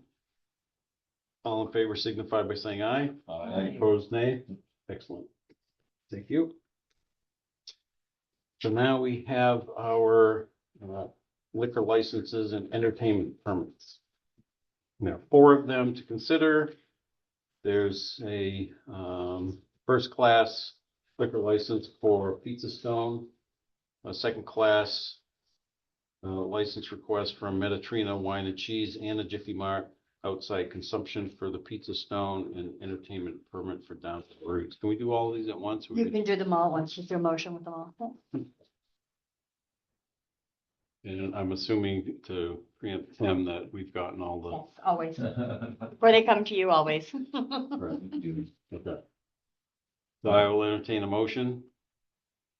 Do we need a motion to move this? You just do them all in one lump sum. Just Yeah, easier. okay. So I'll entertain the motion for these liquor licenses and entertainment permits. So moved. Lawrence made the motion. Do I have a second? I'll second. Tim's a second. Any further discussion? I did have a question on the Down to the Roots. Okay. It's a little hard to read because Yeah. there's printing over the top yeah. of text on the, I'm not sure what that underneath is, this type of entertainment requested, what. And it says approved by the select board of the town of Chester. Okay, and what's the next line? I can't tell what they wrote there. It says live music, and then I can see again where it says long games. I can't see what was written Right, over that's the what top I'm, of that's it. Well, my question. Live. Lawn music, games is number 2, so Right. I don't know that. Before long games, Music. it says something. Like, I'm not comfortable not knowing what that says. Live. Does that go with the live music probably? I It think so. does. Can you see? Can you see? That's the actual permit. Something's written over the. I can call him. Something. I really can't tell. Do you want me to call him? Yeah, let's call them. And before you call him. Yep. My other question is on, line 3 here. It says any day. Is this a totally open-ended permit? And Days how of the long does week it with last? such entertainment. Yeah, I was gonna ask that same question. There's That's no what it def- says. There's Any no day. definition here. From between 9 a.m. and 10 p.m. Any day. 365 days a year. Yeah. That's what the permit That's- requests. I don't think that works. Becomes a music venue. Well, then, yeah, it kind of becomes a question of. Well, music, long games, car show. Oh, no, the fire pits. Could be. I never thought of that. But I can't make out a couple of things in there because of how it's written. Yeah, there's like 2 or 3 different places where I don't know what it says. Food truck, maybe? Yeah, food truck and more food truck. I'm not sure. Well, maybe we gotta just say that he needs to refile the permit and make specific dates. And make it all legible. Yeah. Hey, Scott, it's Julie. Good, how are you? Good. I'm at the select board meeting and we are, the board is looking at your entertainment permit. And there are a couple of questions. Can I put you on speakerphone? Yeah, absolutely. Okay. Yeah, no worries, no worries. Let me put you on speaker. Okay, here we are. So the first, you take it over. I'm not the chair of the board. So, Scott, this is Lee. We're just looking at this application. It looks like it's been modified, and then there's some things that we can't necessarily read or understand. So where it says type of entertainment requested, it says 1 live music, and then there's something that's written over some printed text. So can you tell us what the rest of that is before number 2 lawn games? Bluetooth speaker music. Okay. Yep. And then for the car show motorcycle, then number 4 is movie night on outside projector. Number 5 is barbecue. Yep. Number 6 is food truck something, and So the food truck was to go along with the food truck permit that we already have. I just wanted to make sure that was on there. okay. Fire pit, 8 cannabis events subject to CCB rules and regulations. Okay, and then the other is, you want to be able to do this from 9 a.m. to 10 p.m., 365 days a year. I just wanted to make sure we had it covered depending on what day of the week that we actually hold the event on. Okay, that seems a little open-ended to us. So I'm wondering if you wouldn't mind refiling this application and putting specific dates on, because I'm not sure that we would approve it for an open-ended options from our perspective. What we have done with like the Pizza Stone in the past is they've picked certain days of the week. So Okay. we'll have entertainment, Wednesday, Thursday, Friday. Okay. Type of, that's what you guys have approved that in the Yes. past for like Yeah. a Pizza Stone. It's more narrowed. Right. Doesn't have to be like, May 15th, June 2nd, doesn't have to be Right, that, right, yeah. but specific days of the week so that it's not open. I don't know how you feel about that, board. That's also Am I- indoors, and this is outdoors. So am I able to tell you like days of the week that right now, or is that something I have to resubmit the permit for? I would prefer a clean permit. I'm not sure where this document came from because it's got like type on top of type and then writing, so it's Really very hard to difficult. read. Yeah, and so if you wouldn't mind resubmitting. The next meeting is May 20th, Scott. I can put Yeah. you on that. Yeah, no, absolutely. Yeah, no, I'll get that redone and I'll send it over this week. Okay. Great, thank you so much. Yeah, no problem. Any other questions? I think that's I it. think that's it. All right, great. Thanks. Thanks, Thanks, Scott. Scott. No problem. Okay, bye. Bye. Okay, so That's because I didn't even notice that. I didn't even. You do it, days of the week also, and another way to maybe regulate it is a total amount for the year. Sure. Not to exceed. Yeah, because I mean, X number of you could days. have it like Thursdays, Fridays, and Saturdays, and then do it 52 weeks. And Right. then- And if it's outdoors, somebody's liable to complain about it if Right. it's. if it's It is- often. Yep, it is Bluetooth music, so it's not a band. Like Pizza Stone has bands. So this is. Live music too. Oh, do, Yeah, live They music, say Do they live say- music, yeah. that's number one. So Yeah, it could it be is. a band. it could be a band. You're correct. I focused it on the Bluetooth. Yeah. Yep.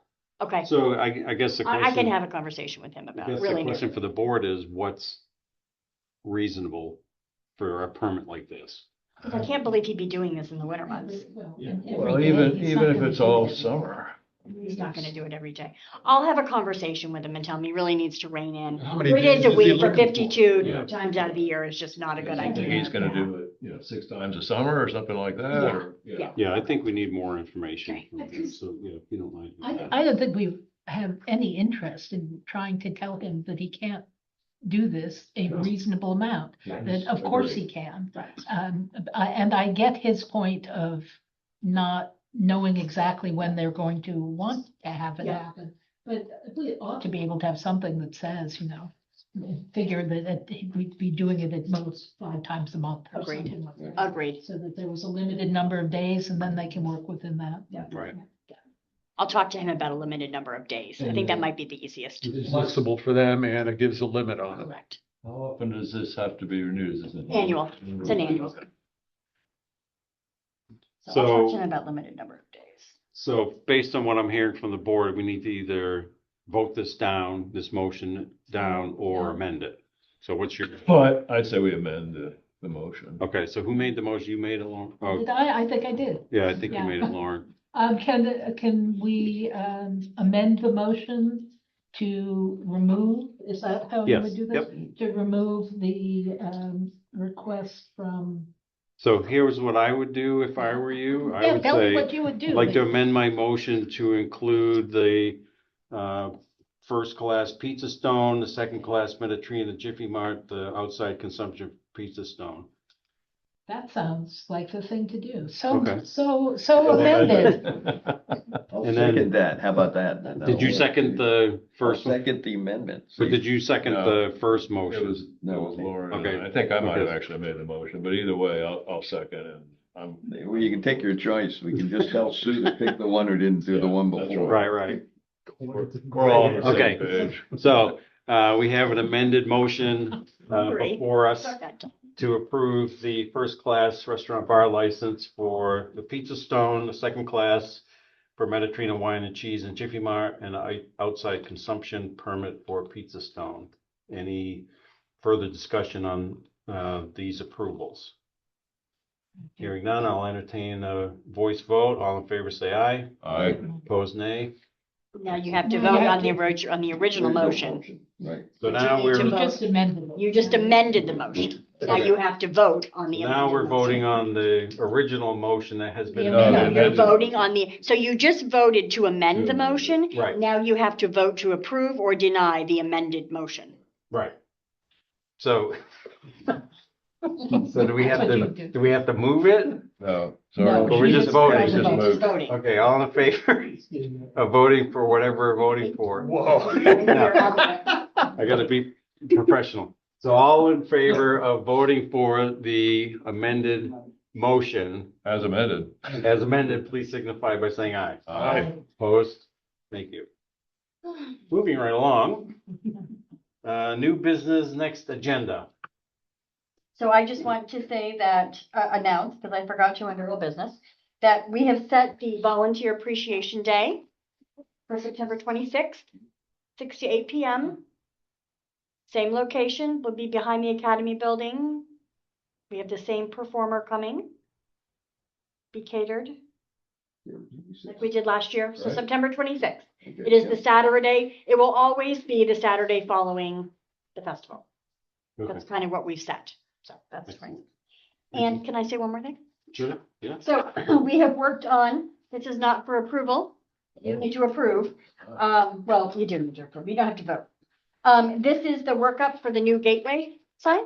So everybody sees, Lee has already seen it. It will be the same colors that will match the signage. It matches the rest of the wayfinding sign. These will be the 5 entrances to Chester. How tall is this person? I'm assuming 6 feet. My height, 4'11". They're short signs. It's different. Yes. Yep. Yeah. Yep. Oh, is Scott gonna do the stones at the bottom of the post this summer? No, Scott's not going to do the stones at the bottom of the post. It's not. That's why we have more money. The way that these signs were designed, Yeah. drawing the rock around it on a map looked really great.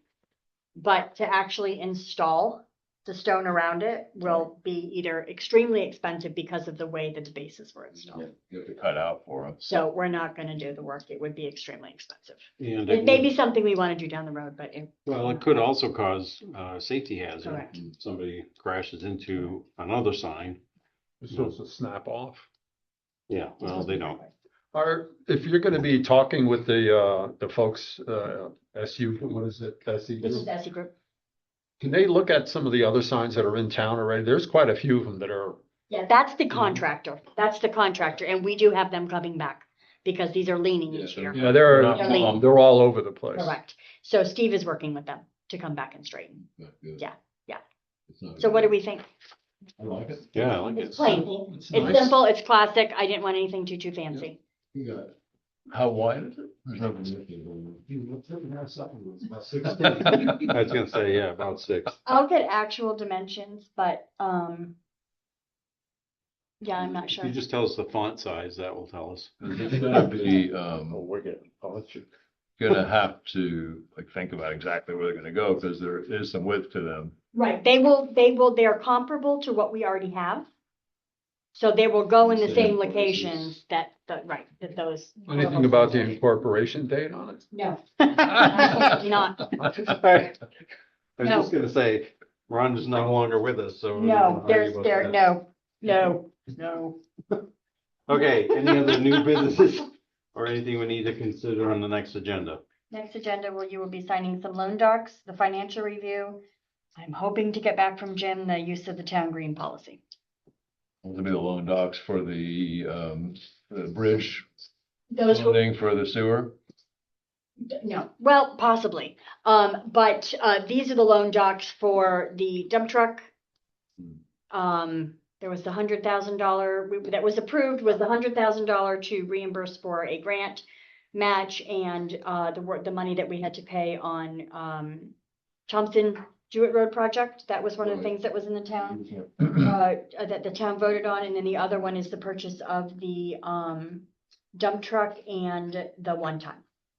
Not putting those in the bond, we're financing those around. Right. So it'll be those loan docs. And maybe the bridge fund. And maybe the bridge fund, that would be your water sewer hat on Yeah. at that point. Did you want to say anything about the Savage Solar? No, you can. I didn't go to it. You should have all gotten a notice of hearing for the Savage Solar scheduling conference for that, which was yesterday. Yeah. Yeah, Okay, never mind. Yeah, I got it like 12 hours Yeah. before. Yeah, it was 24. dated April something and I April received it 17th. the day before the hearing. Yeah, that was disappointing. Not that I would have been able to attend, but. Yeah. Well, not for this discussion, but we could have a chat about that at some point individually. Yeah. Any other new business? And I will entertain a motion to adjourn. So move. Arnie's made the motion. Second. Lauren's made the second. Any further discussion? All in favor signify by saying aye. Aye. Opposed, nay. Thank you.